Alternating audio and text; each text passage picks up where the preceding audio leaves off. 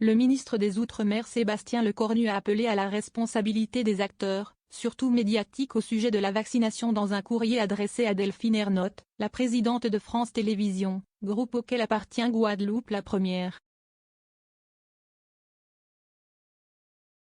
Le 9 décembre, la chaîne publique guadeloupéenne a diffusé une émission, Regards croisés, sur les effets secondaires des vaccins contre le Covid-19, qui a provoqué au sein de la communauté médicale et de la société civile du territoire, un émoi que je partage, a indiqué mercredi le ministre dans ce courrier dont l'AFP a obtenu copie jeudi. De nombreux signalements reçus. Il est indéniable que votre mission de service public consiste à ouvrir le débat et à répondre aux inquiétudes de la population, mais, dans la réalité, aussi bien l'intitulé de l'émission que la composition de plateau, ainsi que les échanges entre les intervenants ont laissé s'installer dans l'opinion l'idée que les vaccins n'étaient pas sûrs, alors que les études scientifiques nous disent l'inverse, écrit le ministre. Ce type de diffusion ne peut qu'alimenter les doutes et je le regrette, écrit encore Sébastien Lecornu, qui rappelle que c'est aujourd'hui l'un des moyens les plus efficaces pour protéger nos concitoyens des formes graves de cette maladie. Ce courrier fait suite à plusieurs signalements que nous avons reçus, indique-t-on au ministère des Outre-mer.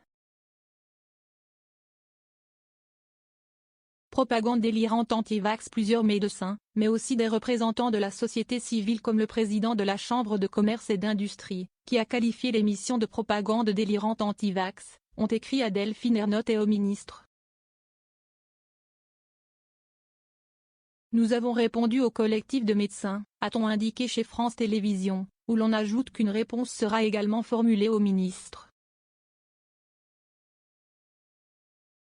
Dans le courrier adressé au collectif de médecins, Delphine Ernotte a rappelé 20 mois de sensibilisation quotidienne aux gestes barrières, à la vaccination, la diffusion de conférences publiques sur le sujet, en partenariat avec les instances hospitalières et de gouvernance locale.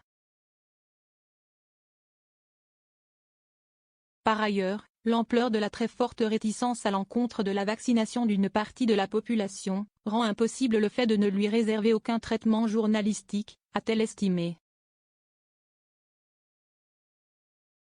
À l'heure actuelle, moins de 50% de la population guadeloupéenne de plus de 18 ans est primo-vaccinée.